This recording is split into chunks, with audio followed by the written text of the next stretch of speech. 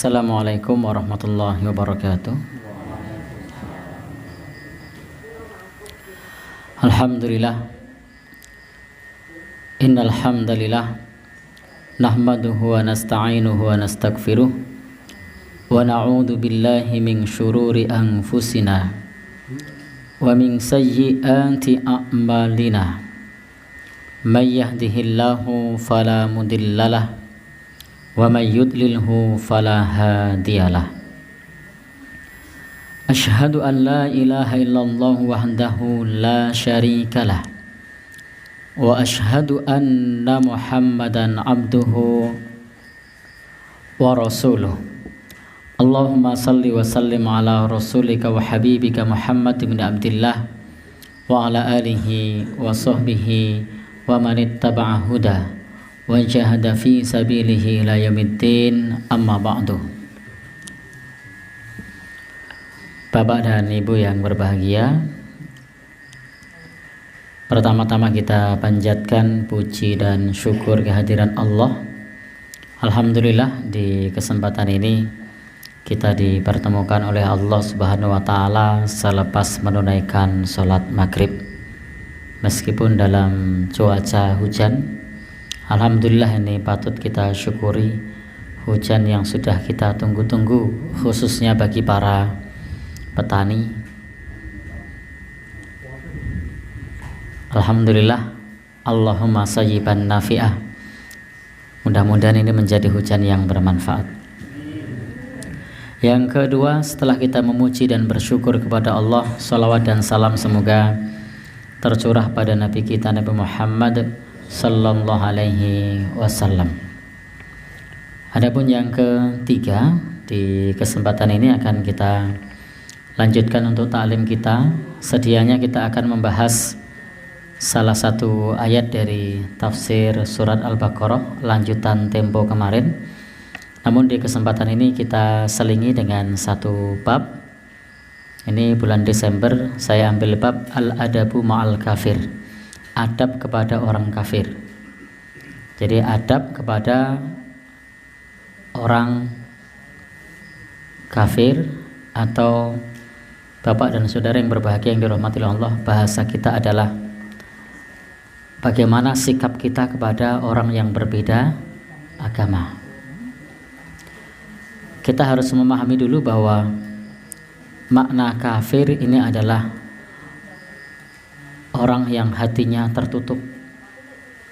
tertutup dari hidayah. Ini disebut dengan kafir. Atau biasa pula kafir ini disebut orang yang mengingkari, orang yang tidak percaya. Karena memang mereka tidak percaya kepada Al-Quran, mereka tidak percaya kepada Nabi Sallallahu Alaihi Wasallam, sehingga disebut dengan kafir.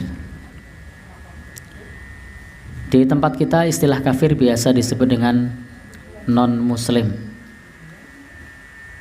Sebenarnya kalau di telinga memang nampak lebih halus kalau diucap non-muslim, tetapi kalau dilihat dari maknanya sebenarnya lebih halus kalau menggunakan kata kafir. Karena kalau non-muslim ini dari dua bahasa. Pertama adalah non, ini bahasa Inggris. Yang kedua muslim, ini bahasa Arab. Non itu artinya tidak, muslim itu orang yang selamat. Jadi ini malah lebih keras. Kalau menggunakan istilah kafir itu artinya orang yang ingkar, orang yang tidak percaya, atau orang yang tertutup hatinya, tertutup akalnya, maksudnya mereka tidak menerima hidayah.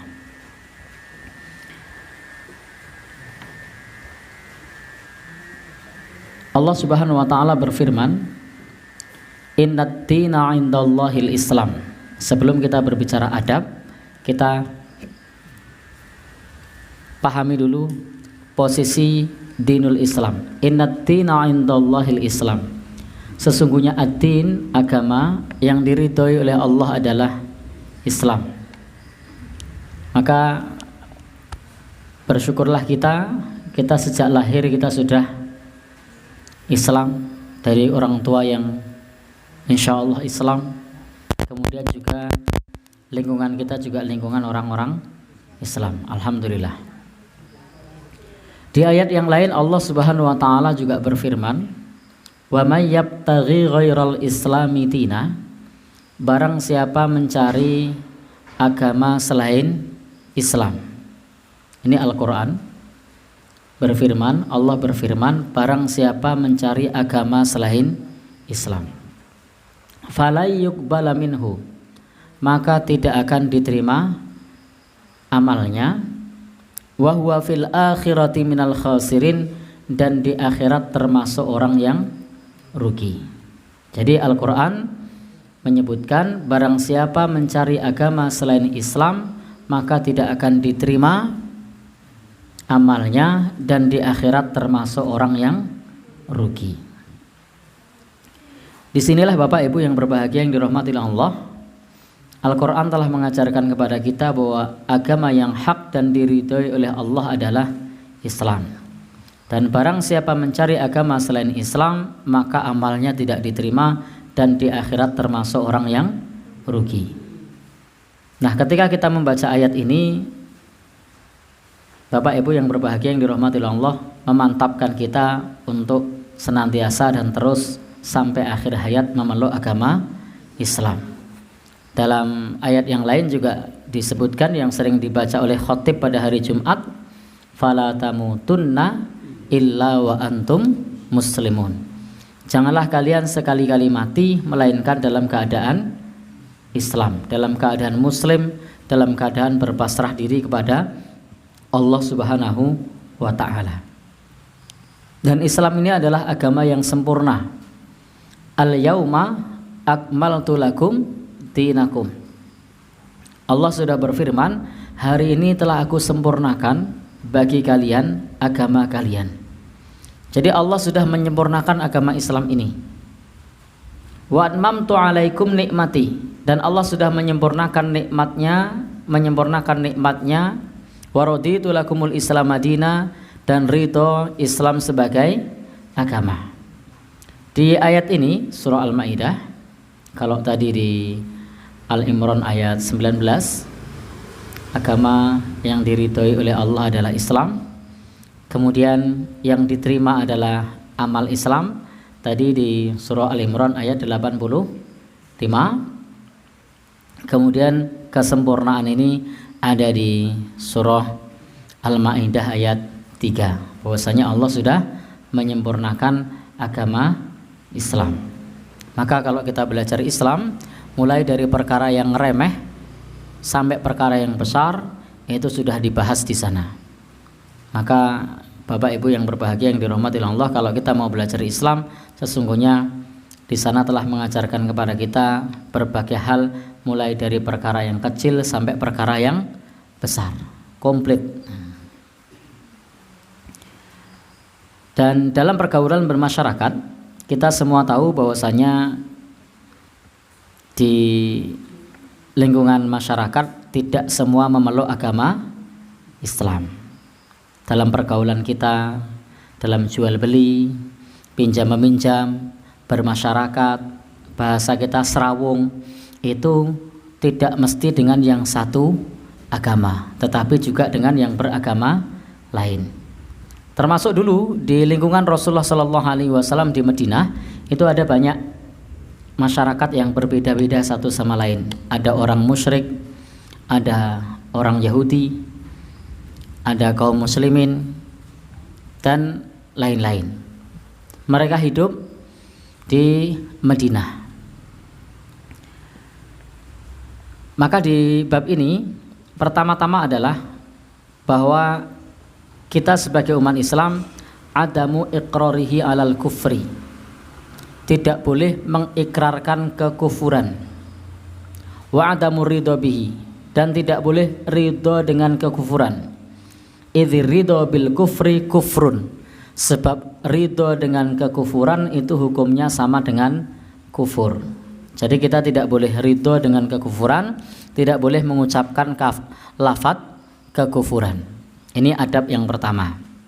Maka meskipun kita bergaul seperti biasa, ingat dalam Islam tidak melarang bermuamalah kepada orang yang berbeda agama. Ini tidak melarang, mau pinjam meminjam boleh, mau jual beli boleh, tidak masalah. Tetapi ingat, kita tidak boleh mengucapkan kata kekufuran. Contohnya misalnya mengucapkan berhala adalah Tuhan. Ini adalah ucapan kekufuran. Karena umat Islam sudah punya ikrar asyhadu alla ilaha illallah, bahwasanya saya bersaksi atau kita bersaksi tidak ada yang berhak disembah melainkan hanya Allah Subhanahu wa taala. Maka ketika mengucapkan kekufuran, ada Tuhan selain Allah misalnya, mengucapkan kata-kata semacam itu, maka hukumnya adalah kufur. Atau ridho, rela bahwa berhala-berhala itu sebagai Tuhan, itu juga kufur. Adapun mereka yang berbeda agama menganggap itu adalah Tuhan, maka itu mengacu pada prinsip lakum dinukum waliyadin. Bagimu agamamu, bagiku agamaku. Biarkan mereka menyembah berhala, biarkan mereka percaya dengan keyakinan mereka, tetapi kita sebagai umat Islam itu tidak boleh mengucapkan kata kekufuran atau ridho dengan kekufuran. Misalnya mereka mengatakan Tuhan punya anak, Tuhan bapak dan seterusnya, itu adalah bagian dari keyakinan mereka. Kita sebagai umat Islam tidak boleh mengucapkan itu. Tetapi jika mereka mengucapkan itu adalah hak mereka. Karena prinsipnya adalah lakum dinukum waliyadin. Kita tidak mengganggu mereka dan kita pun juga tidak mau diganggu. Kita juga tidak perlu mengucapkan misalnya dengan ucapan-ucapan yang serupa. Mengucapkan Tuhan punya anak misalnya, maka itu tidak boleh. Atau mempercayai Tuhan berkeluarga, itu tidak boleh. Atau ridho, itu tidak boleh. Bapak dan saudara yang berbahagia yang dirahmati oleh Allah Subhanahu wa taala. Jadi ini adab kita yang pertama, tidak boleh mengikrarkan atau menyetujui kekufuran. Artinya kalau mengikrarkan itu dengan lisan, kalau ridho atau menyetujui itu dengan hati. Jadi kita tidak boleh setuju bahwasanya berhala adalah Tuhan. Kita tidak boleh setuju bahwasanya arca adalah Tuhan. Kita tidak boleh pula mengucapkan bahwasanya itu adalah bagian dari penguasa jagat raya ini misalnya. Karena ucapan-ucapan semacam itu akan merusak akidah kita, terjatuh ke dalam kekufuran. Syahadat kita bisa batal karena mengucapkan kekufuran itu. Maka hendaknya bertaubat kepada Allah Subhanahu wa taala. Bapak Ibu yang berbahagia, di adab ini banyak, maka nanti tidak kita baca semua. Kita ambil beberapa saja. Yang berikutnya, Bapak dan saudara yang berbahagia yang dirahmati oleh Allah, insafuhu wal adlu ma'ahu wa ista'ul khair illam yakun muhariban. Jadi di bab ini adalah dianjurkan bagi kita untuk bersikap insaf, bersikap adil. Artinya Bapak Ibu yang berbahagia, kalau mereka bukan orang yang kafir harbi, maka hendaknya kita berbuat adil.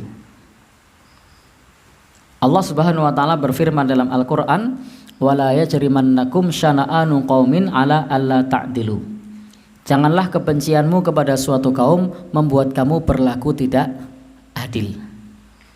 Jadi janganlah kebencianmu terhadap suatu kaum membuatmu berlaku tidak adil. Kadang sudah punya modal ora seneng, sudah punya modal ora cocok, maka susah untuk berbuat adil. Maka Bapak Ibu yang berbahagia, Al-Quran menyebutkan Jangan sampai kebencian kita kepada suatu kaum lalu kemudian kita berbuat tidak adil. Maka berbuat adillah meskipun kepada orang yang berbeda agama. Allah Subhanahu wa taala dalam ayat lain juga menyebutkan la yanhakumullah 'anil ladzina lam yuqatilukum fiddin wa lam yukhrijukum min diyarikum an tabarruhum wa tuqsitu ilaihim. Allah Subhanahu wa taala tidak melarang kalian terhadap orang-orang yang tidak memerangi kalian di dalam agama, terhadap orang yang tidak mengusir kalian dari kampung-kampung kalian, untuk berbuat baik kepada mereka dan berbuat adil. Jadi Allah membolehkan kepada kita untuk berbuat baik dan berbuat adil. Jadi tidak dilarang. Kita silahkan berbuat baik dan berbuat adil kepada orang yang berbeda agama. Innallaha yuhibbul muqsitin, dan Allah Subhanahu wa taala mencintai orang-orang yang berbuat adil. Bapak Ibu yang berbahagia yang dirahmati Allah, suatu saat melihat kecelakaan lalu lintas. Yang satu ditengarai menggunakan identitas Islam, yang satu ditengarai menggunakan identitas beragama lain. Maka seorang muslim yang jujur, yang baik, dia akan bersaksi adanya. Andai pun muslimnya itu keliru, maka dikatakan keliru. Tidak kemudian hanya karena semata-mata itu satu agama lalu kemudian kita katakan dia benar, sementara yang beda agama tadi dikatakan salah. Karena pentingnya kita berbuat adil, bersaksi apa adanya. Jadi bersaksi apa adanya tentang apa yang terjadi. Apalagi di dalam persaksian di pengadilan itu biasanya akan disumpah terlebih dahulu. Maka kita tetap harus berbuat adil dan jujur meskipun di situ melibatkan orang yang beragama lain. Maka Bapak Ibu yang berbahagia yang dirahmati oleh Allah Subhanahu wa taala, tetapi di sini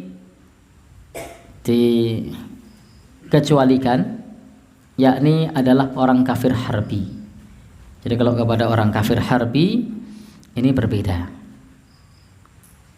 Karena di dalam Islam itu mengenal 4 jenis orang kafir. Jadi ada 4 jenis orang kafir di dalam Islam. Yang pertama itu adalah yang disebut dengan kafir harbi. Siapakah kafir harbi? Mereka adalah orang-orang yang memusuhi umat Islam. Mereka membenci umat Islam dan memusuhi umat Islam. Ini disebut dengan kafir harbi. Maka kepada mereka di dalam bab adab-adab ini tidak berlaku.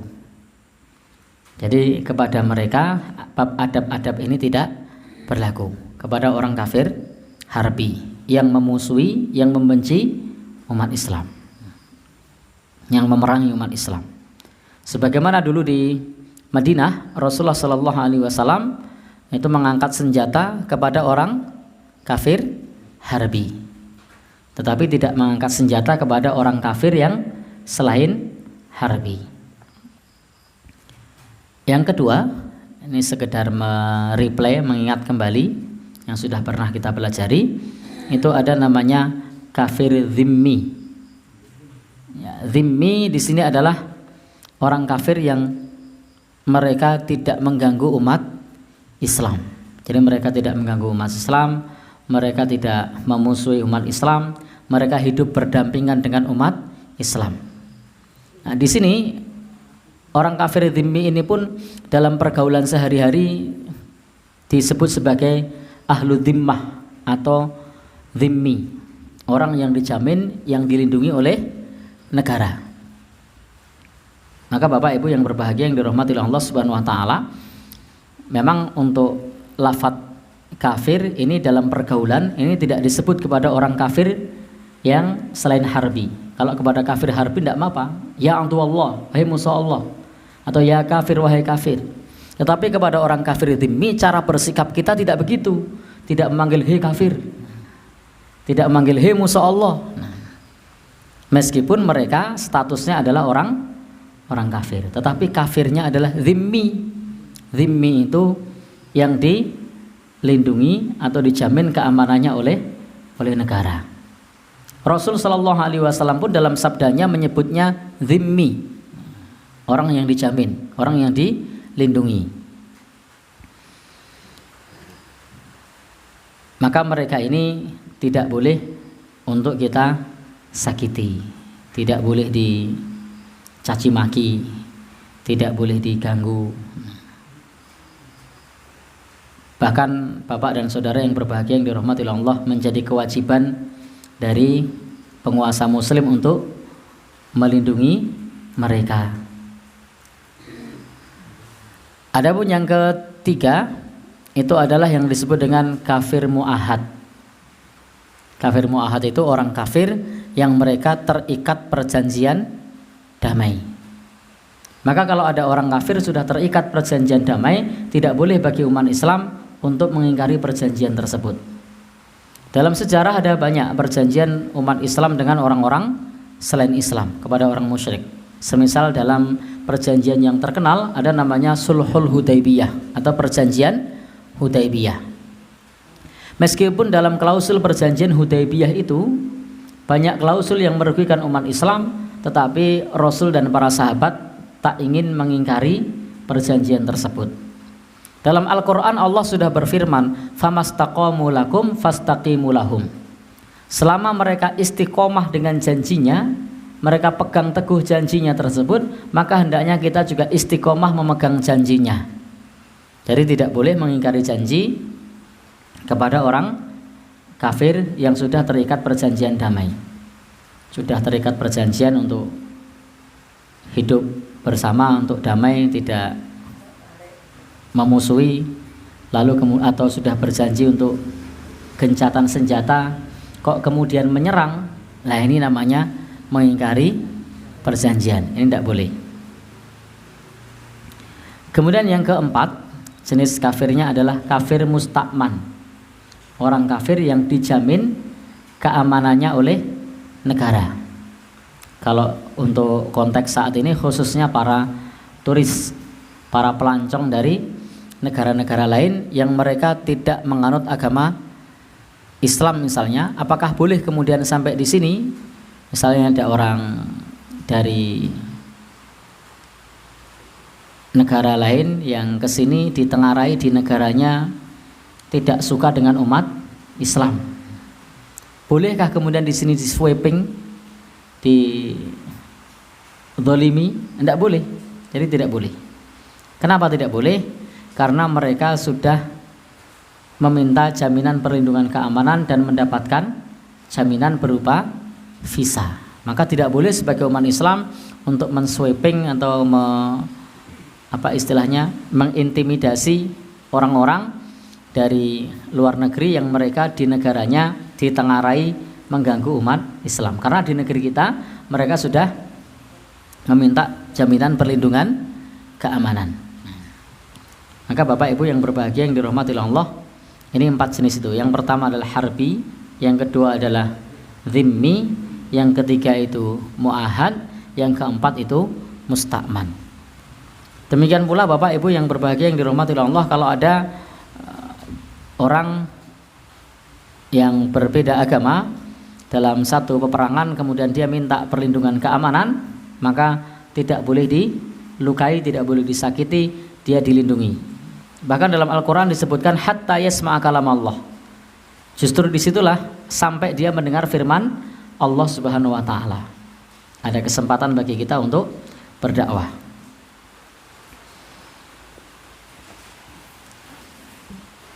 Bapak dan saudara, ibu-ibu yang berbahagia yang dirahmati Allah Subhanahu wa ta'ala, yang berikutnya yarhamuhu birahmatil ammah, untuk berkasih sayang dengan kasih sayang umum. Maksudnya berkasih sayang dengan kasih sayang umum ini maknanya adalah kait amihi inja'a. Ketika mereka lapar, maka mereka juga dikasih makan. Jadi ketika mereka lapar juga dikasih makan. Punya tetangga beda agama, lapar dikasih makan. Jangan berpikir yang lain, beda agama kan? Biarkan, tidak usah dikasih, ngurangi populasi. Nah, itu bukan adab seorang muslim. Jadi Itu bukan adab seorang muslim. Nah, perintahnya adalah kita untuk irham mang fil ar yarham kamang fis sama. Sayangilah yang di bumi akan menyayangimu yang di langit. Wasaqihi in atisha, termasuk memberi minum jika dia haus. Lagi di tengah siang bolong, ada orang kehausan sedang berjalan kaki.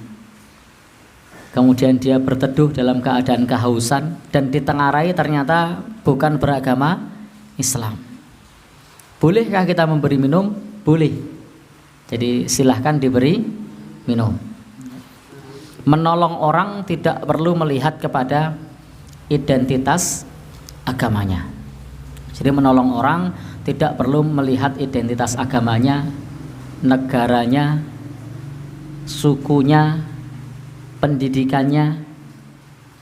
Tetapi hendaknya kalau memang membutuhkan pertolongan maka ditolong. Kalau memang lapar kasih makan. Kalau memang haus kasih minum.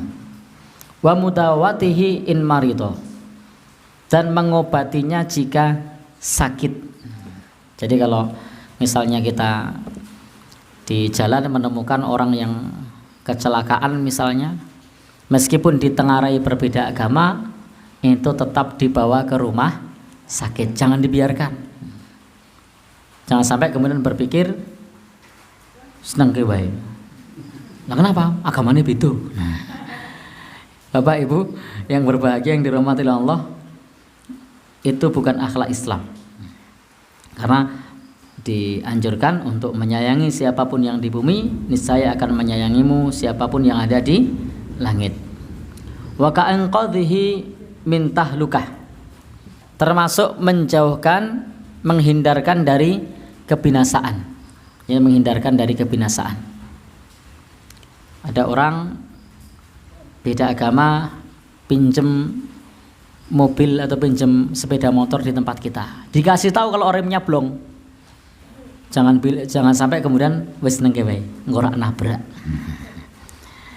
Maka hendaknya dikasih tahu, meskipun dia berbeda agama, kasih tahu, Bapak, Ibu, ini bukannya saya tidak boleh, silahkan pakai kendaraan saya, tapi ini remnya blong.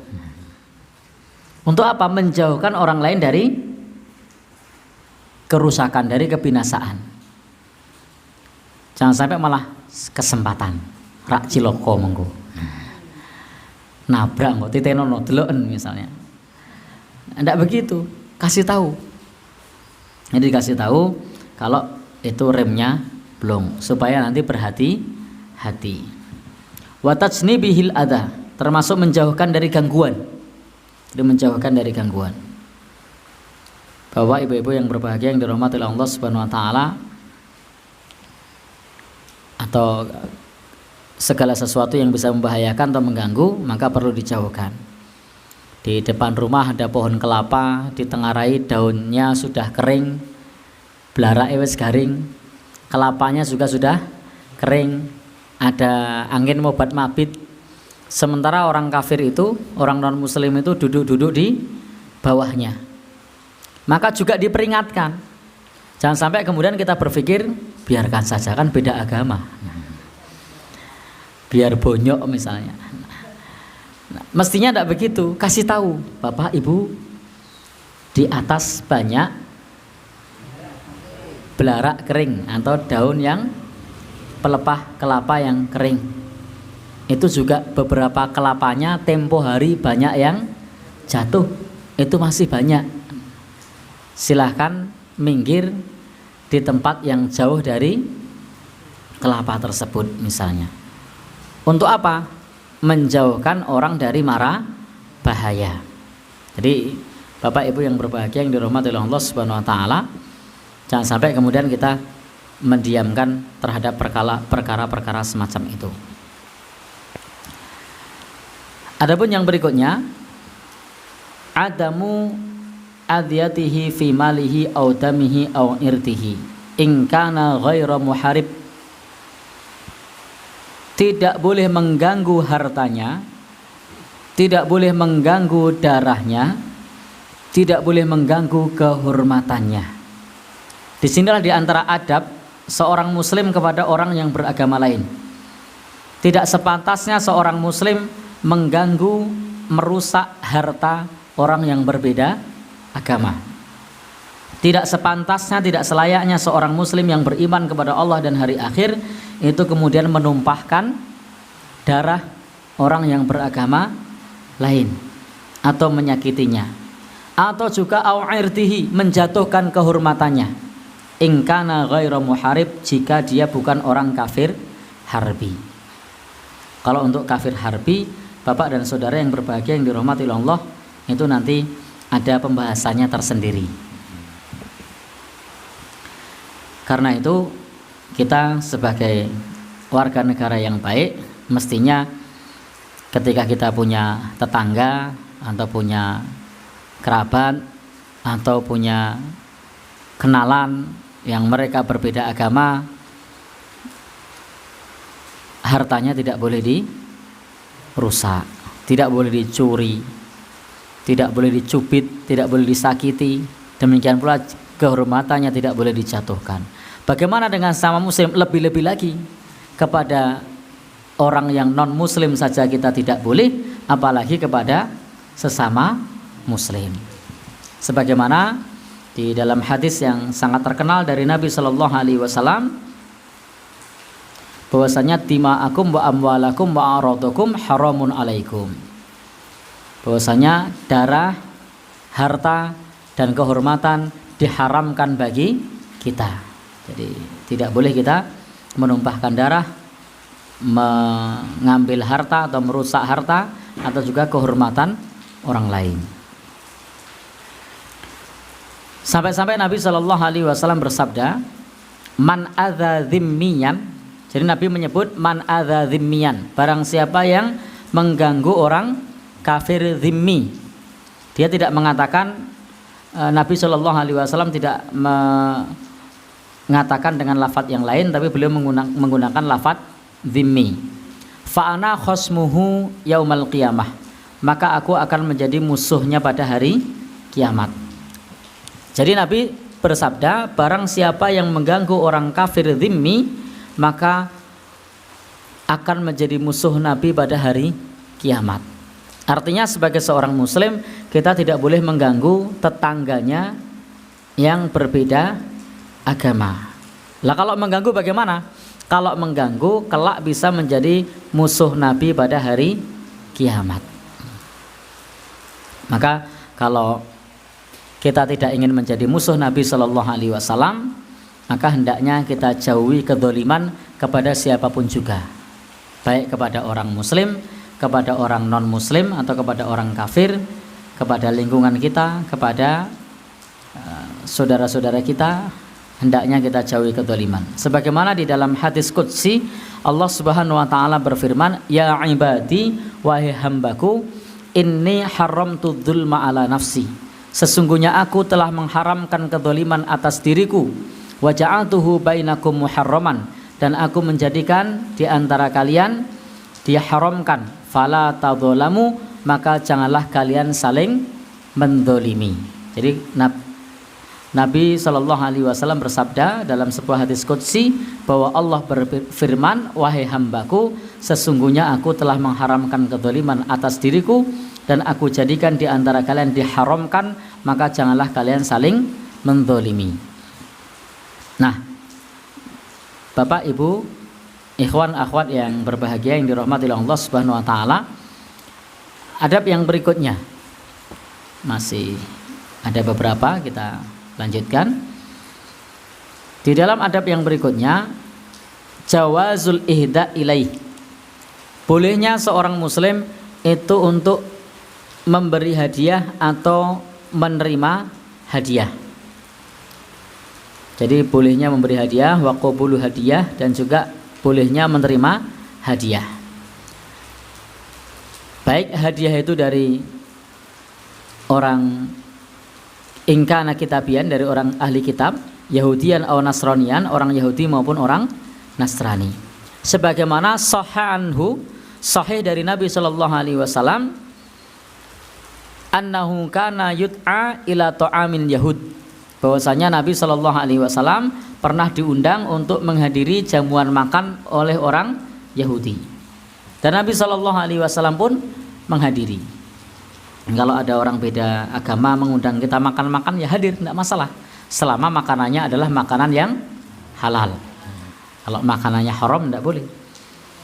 Makanannya makanan yang halal, bukan makanan yang haram, tidak mengapa.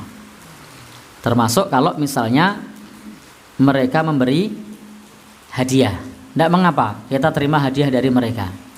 Atau juga kita misalnya memberi hadiah kepada mereka juga tidak mengapa. Yang tidak diperbolehkan itu adalah mengacu kepada adab berikutnya. Tidak boleh loyal kepada orang kafir. Jadi salah satu adab itu tidak boleh loyal kepada orang kafir. Kepada orang kafir kita ngasih hadiah, kita ngasih pinjaman. Kepada muslim malah enggak. Nah, ini loyal, ini enggak boleh. Maka tidak boleh. Jadi silahkan memberi dan menerima hadiah, silahkan pinjam meminjam, menghadiri undangannya tidak masalah. Tetapi loyal kepada orang kafir, walak kepada mereka, nah ini tidak boleh. Mengutamakan orang kafir itu tidak boleh. Maka hendaknya Bapak Ibu yang berbahagia yang dirahmati oleh Allah Subhanahu wa taala, sebagai seorang muslim kita mestinya bisa memperhatikan hal ini. Jangan sampai kemudian pergaulan kita kepada mereka kemudian lebih mengutamakan kepada mereka dan melupakan orang yang beriman. Belanja di tempat mereka, berobat di tempat mereka, bergaul di tempat mereka, pinjam meminjam di tempat mereka, hadiah menghadiah di tempat mereka. Muslim ditinggal, tidak boleh.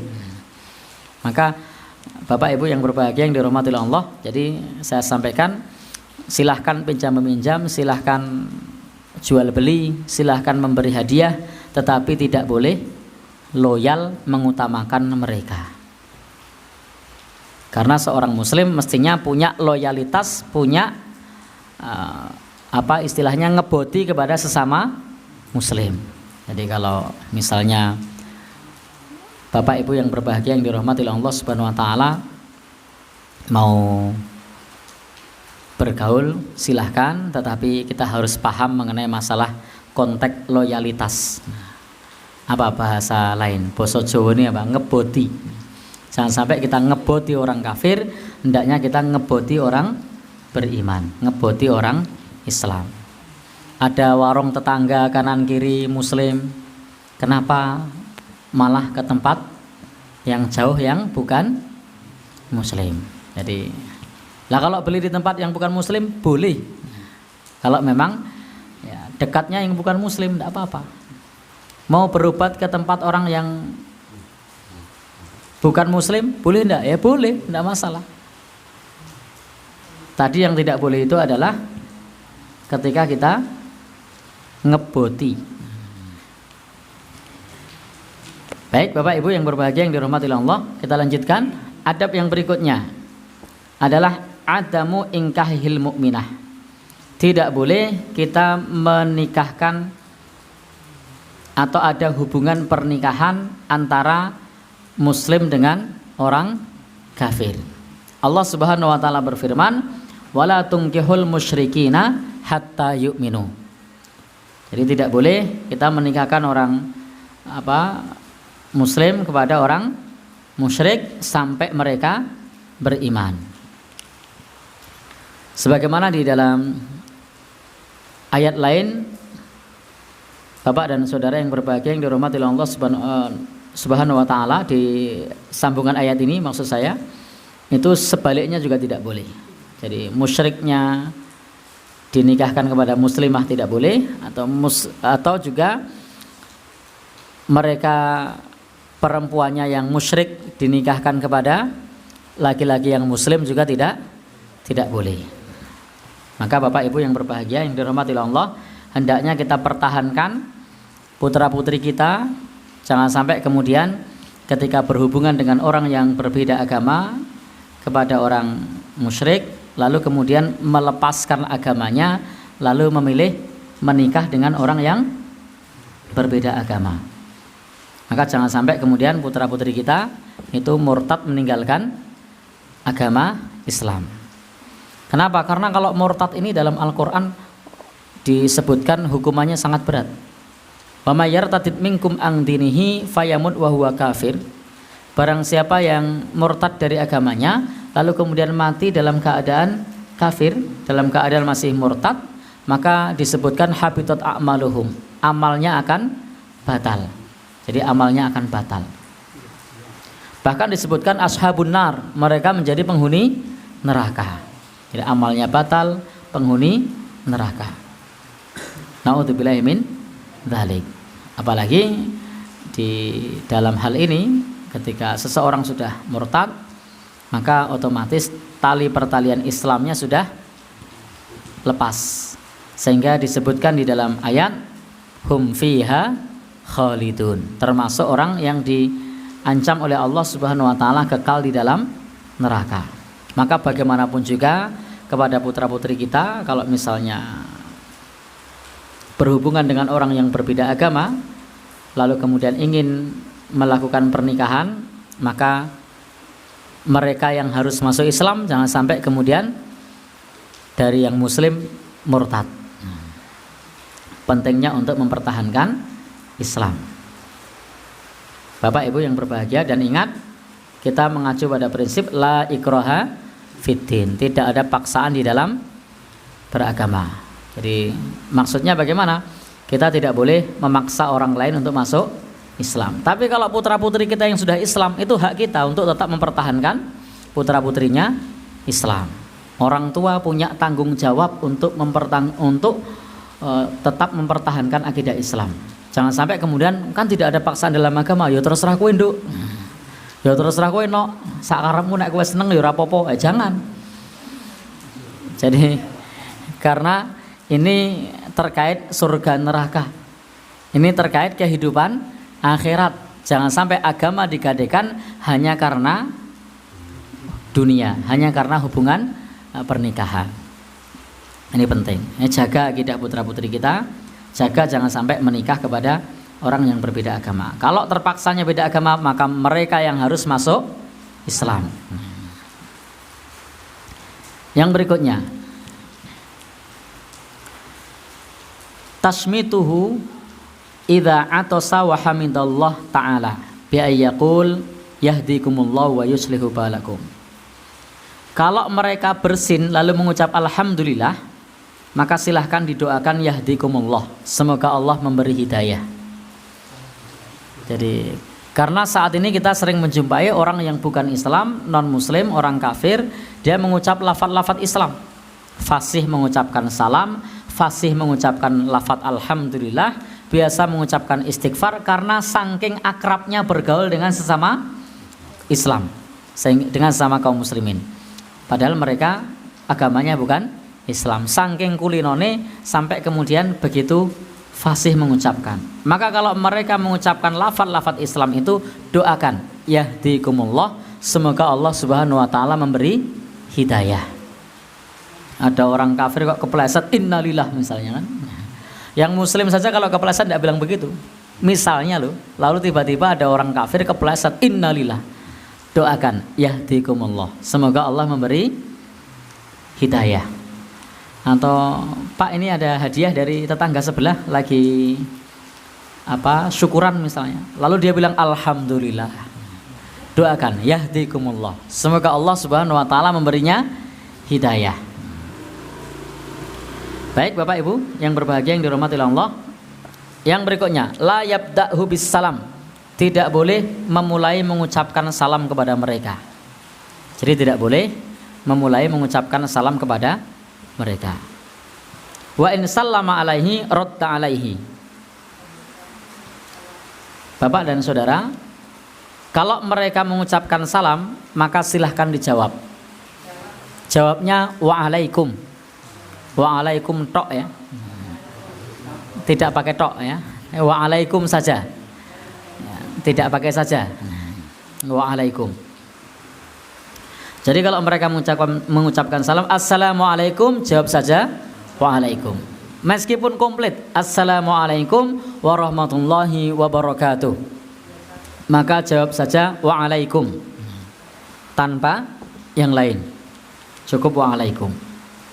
Liqauli Rasul sallallahu alaihi wasallam, sebagaimana Rasul pernah bersabda, "Idza sallama alaikum ahlul kitab faqulu wa alaikum."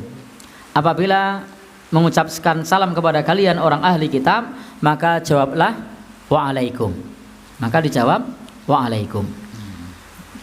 Jadi kalau ada orang ahli kitab, ada orang Yahudi, ada orang Nasrani mengucapkan salam, maka jawab saja wa alaikum. Kenapa tidak disebut dengan ucapan salam, rahmat, barokah? Ini urusan akhirat. Tidak boleh bagi seorang muslim mendoakan perkara akhirat kepada orang beragama lain kecuali agar mendapat hidayah. Jadi kita tidak boleh mengatakan kepada mereka semoga dirahmati, semoga mendapat barokah, semoga selamat di akhirat. Tidak boleh. Tidak boleh bagi seorang muslim mendoakan perkara akhirat kepada saudara yang berbeda agama. Karena bisa jadi di satu keluarga itu ada yang muslim, ada yang beda. Jadi saudara dalam ikatan biologis tetapi bukan saudara dalam ikatan agama. Maka biasanya karena ngerasa tidak enak lalu mengucapkan ucapan akhirat. Semoga berkah, semoga rahmat, semoga selamat di akhirat. Lain tidak boleh. Termasuk andai sudah meninggal dunia tidak boleh memintakan ampun. Maka nalin nabiyyi walladzina amanu ayastaghfiru lil musyrikin walau kanu uli qurba. Ini termasuk ada berikutnya. Tidak boleh memohonkan ampun kepada orang kafir yang meninggal dunia. Tidak pantas bagi nabi dan orang yang beriman memohonkan ampun kepada orang musyrik meskipun saudara kerabat. Tidak boleh. Bapak Ibu yang berbahagia yang dirahmati oleh Allah Subhanahu wa taala, demikian pula untuk mengucapkan selamat pada hari raya mereka. Itu juga tidak boleh. Karena ini termasuk perkara akhirat. Jadi mengucapkan selamat kepada hari raya mereka ini termasuk Bapak dan saudara perkara akhirat, maka tidak diperbolehkan.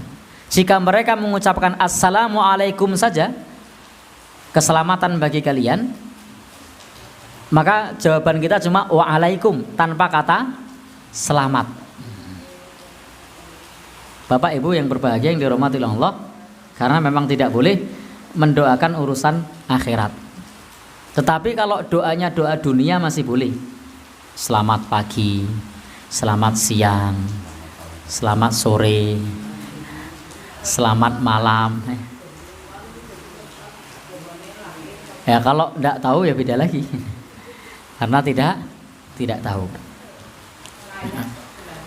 Maka tidak boleh mengucapkan misalnya selamat tentang hari raya mereka. Jika mereka mengucapkan assalamualaikum warahmatullahi wabarakatuh pun salamnya tidak disebut. Ketika kita membalas cukup waalaikum, tanpa salam, tanpa rahmat, tanpa barokah, cukup waalaikum. Kecuali kalau urusan dunia, selamat pagi, selamat siang, selamat malam, selamat sore, silahkan, tidak masalah. Tapi kalau sudah urusan agama, urusan akhirat, maka kita semua sudah memahami prinsip lakum dinukum waliyadin. Bagimu agamamu, bagiku agamaku. Artinya kita tidak boleh mencampur adukkan dinul Islam, agama Islam dengan yang lainnya. Maka Bapak Ibu yang berbahagia yang dirahmati Allah, meskipun saudara dekat, saudara kerabat, tidak perlu mengucapkan selamat. Sampaikan saja lakum dinukum waliyadin. Bagimu agamamu, bagiku agamaku. Jadi urusannya sendiri, masing-masing. Baik, sebelum adzan sudah bel belum? Sudah ya? Baik, yang terakhir saya satu lagi nggih. Minta tolong muadzinnya pending sebentar. Satu lagi biar tidak nanggung. Larangan menyerupai orang yang beragama lain. Jadi tasyabuh namanya. Tidak boleh umat Islam bertasyabuh. Bertasyabuh itu menyerupai umat beragama lain. Maksudnya bagaimana? Yang merupakan identitas agama lain. Maka seorang muslim pakai topi Sinterklas misalnya, itu jelas identitas agama lain. Tidak boleh. Seorang muslim pakai salib misalnya, karena itu identitas agama lain, itu tidak boleh. pakai dupa misalnya, karena itu identitas agama lain. Tetapi kalau dalam konteks dunia itu tidak masalah. Yang tidak boleh itu menyerupai yang merupakan identitas khusus agama lain. Kalau namanya perkara-perkara dunia tidak masalah. Mereka pakai celana jin, kita pakai celana jin, tidak masalah. Mereka pakai topi, kita pakai topi, tidak masalah. Karena orang pakai topi itu tidak bisa diidentikan dengan agama tertentu. Orang pakai celana jin tidak bisa diidentikan dengan agama tertentu. Tapi kalau sudah identitas agama yang khusus, yang menyerupai mereka, maka itu tidak diperbolehkan. Atau ritual agama entah tahunan, entah mingguan, entah apa yang itu adalah ciri khas mereka, maka hendaknya kita tinggalkan. Demikianlah beberapa adab-adab ketika kita bergaul di masyarakat, khususnya dengan yang berbeda agama. Billahi taufiq wal hidayah. Wassalamualaikum warahmatullahi wabarakatuh.